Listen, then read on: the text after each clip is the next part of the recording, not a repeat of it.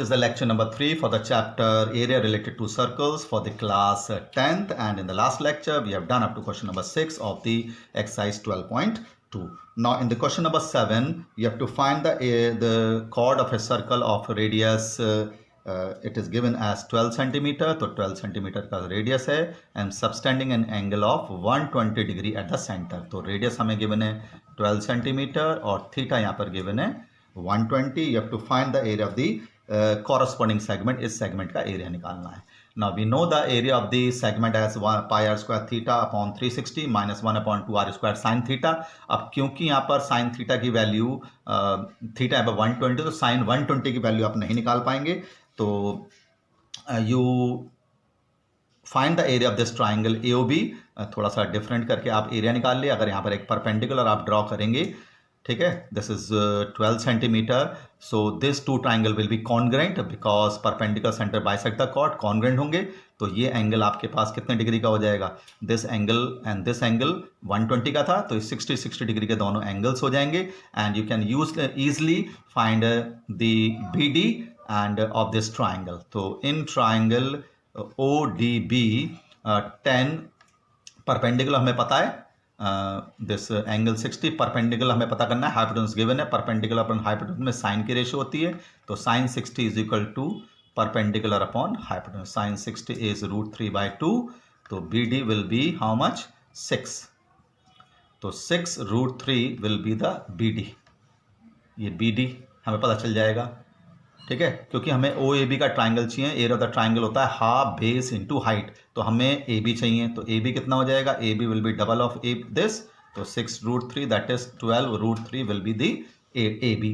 And similarly you have to find OD, perpendicular चाहिए, तो हमें ये एंगल पता है 60, परपेंडिकुलर हाइपोटेन्यूज पता है, बेस पता करना है. तो बेस और हाइपोटेन्यूज में कौन सी रेशियो होती है, कॉस की, तो cos 60 is equal to base upon hypotenuse. तो इसके पास आपके पास cos 60 हाफ होता है, OD we don't know and OB is 12. तो हमारे पास OD कितना आ गया, इसका OD 6 सेंटीमीटर आ गया, दैट इज ये आपके पास हाइट आ गई इस ट्राइंगल की, that is 6 centimetre. So the area of triangle OAB will be equal to half base into height. तो हमारे पास AB कितना निकल के आया, 2 √3 आया था, और OD आपके पास 6 आया है. So this will be the area of this triangle. इस ट्राइंगल का एरिया आ जाएगा 36 √3. This is the area of this triangle 36 √3 which is 62.28. When you put the value of this √3 as 1.732, you will get the area of this triangle. So the area of the minor segment, this is area of segment will be area of sector divided by area of triangle. Triangle का area हम निकाल ही चुके हैं. Sector का area होता है pi r square theta upon 360 and triangle का area हमारे पास कितना है, 62.28. सो 22 अपॉन 7, रेडियस 12 है, एंगल आपके पास 120 है upon 360 minus 62.28. Simplify it, you will get this area of this required minor segment will be 88.44 centimetre square. तो थोड़ा सा इस ट्राइंगल का एरिया निकालने के लिए हमें ट्रिग्नोमेट्री यूज करनी पड़ी, OAB. तो क्योंकि ये राइट एंगल ट्राइंगल था, परपेंडिकुलर ड्रॉ करते हैं, अपोजिट सेंटर से बाइसेक्ट करता है. ये एंगल AOB 120 डिग्री का था, तो बाइसेक्ट करेगा 66 डिग्री का डिग्री. एक बार साइन 60 लगा करके हमने इसका BD निकाल लिया, एक बार cos 60 यूज करके हमने OD पता कर लिया. तो थोड़ी सी ट्रिग्नोमेट्री यहाँ पर आपको यूज करनी पड़ेगी. This is the question number 7 of the second exercise of your NCERT book for area related to the circle. So somewhat थोड़ा सा लेंदी आ गया. The question number 7. Now in question number 8, what it says that a horse is tied to a peg at a corner of a square field. एक square field हमें given है and square field of side 15, और इसकी side हमें 15 given है. एक corner पर हमने एक रोप से एक हॉर्स को बांध रखा है, that is 5 metre long rope this is. And find the area of the part of the field which the horse can graze. तो when it tied with this rope he can move like this, इस तरह से वो move करेगा. तो how much area he can graze, this part of the square. So the radius of this will be how much, 5 metre and the angle will be 90 degree. Theta यहाँ पर 90 degree है, तो एक तरह से क्वाड्रेंट है या सेक्टर है. तो area can grace area grace will be area of this sector, that is pi r square theta upon 360, that is 22 upon 7, 5 square angle 90 upon 360 degree. So this is coming out to be 19.625 meter square. That is the area grazed by the horse, which is tied with a rope of 5 meter. So he will move like this and he can graze this area of this square field. Now it is given the second part, if the length of the rope is increased to 10 meters, तो इस तरह से 10 meter, तो now he can move like this. तो this area he can graze. Now you have to find the increase in the area. Increase in the area. So now the radius of the sector will be how much? 10 meters, and the theta will remain again 90. So increase in area. Increase in area will be area of the sector of the outer of radius this minus जो आपने ये grace करा था already, ये वाला, ये आपका area minus कर दो. तो जब इस वाले एरिया में से ये वाला एरिया आप माइनस करेंगे तो जो इंक्रीज इन द एरिया वो आ जाएगा. अब रेडियस सेक्टर का ये हो जाएगा रेडियस कैपिटल आर 10 मीटर्स. तो 22 अपॉन 7 कितना हो जाएगा? 10 स्क्वायर एंगल 90 ही रहेगा. 360 माइनस 19.62. तो simplified, you will getting this increase in the area as 58.875 meter square. Meter or centimeter square जो भी है यहाँ पर, it will be in meter square. Okay, so this is the question number 8 of the second exercise. Increase in the area, यहाँ पर आप area grazed by the horse by the 10 meter long rope minus area already grazed. This is the question number 8. Now in question number 9, a brooch is made with a silver wire in a formed circle with diameter. तो एक ब्रूच है हमारे पास circular in shape, जो कि red diameter इसका 35 mm है. 35 mm इसका radius है. The wire is use in making the 5 diameters. तो इसका मतलब कितने डायमीटर्स हम बनाने हैं? 1 2 3 4 5 diameter. You have to make 5 diameters बनाने हैं. And 5 diameter is due to making 5 diameter which is divided into 10 equal sectors. तो ये sectors भी बना रहा है. Find the length of the wire used. तो length of the wire कहाँ पे use होगा? पहले तो length of wire used in making this. Length of the wire used in making this brooch will be the circumference and the length of the 5 diameters. तो wire आपका यहाँ बनेगा. इसको बनाने के लिए ब्रूच और 5 डायमीटर्स पर बनेगा. ये दिस इज 5 डायमीटर्स. तो ये आ जाएगा आपका circumference of the circle plus 5 into diameters. 5 into diameters. तो 22 अपॉन 7, रेडियस कितना है आपका? 35 अपॉन 2 हो जाएगा, plus 5 into 35. So this is the तुम्हारा 110 plus 135 175 it will B, and it will be coming out to be 285 mm is the length of the wire in making this brooch, which is used in 5 diameter and the circumference of the circle. And you have to also find the area of the east sector. Area of east sector कितना हो जाएगा? ये आपका sector है. तो for sector area निकालने के लिए रेडियस तो आपके पास वही है 35 upon 2 mm, and the theta will be centre पर कितना एंगल बनेगा? 360 upon 10, 36 degree, because by 5 diameters we have obtained how many sectors? 1 2 3 4 5 6 7 8 9 10 sectors बन जाएंगे. तो हर एक सेक्टर सेंट्रल पर इक्वल एंगल बनाएगा 60 डिग्री, 36 डिग्री. तो area will be pi r square theta upon 360 degree. तो लगाइए इसमें 22 अपॉन 7, रेडियस आपका 35 अपॉन 2 का square, angle is 36 upon 360 degree. And you'll get this area as 385 upon 4 mm square. This is the area of each sector bounded by these 5 diameters. So because equal diameters है, तो equal angle they will made at the center of this brooch, and each sector will be of angle 36 degrees. This is the question number 10.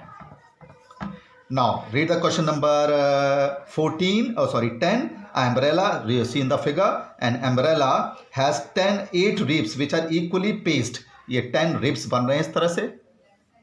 How many? 8. 1 2 3 these 8 ribs are there and you have to find this, इस तरह का ribs बनने हैं umbrella में, and you have to find equally spaced है, assuming umbrella to be flat circle of radius 45, तो इसका radius आपको दे रखा 45 सेंटीमीटर.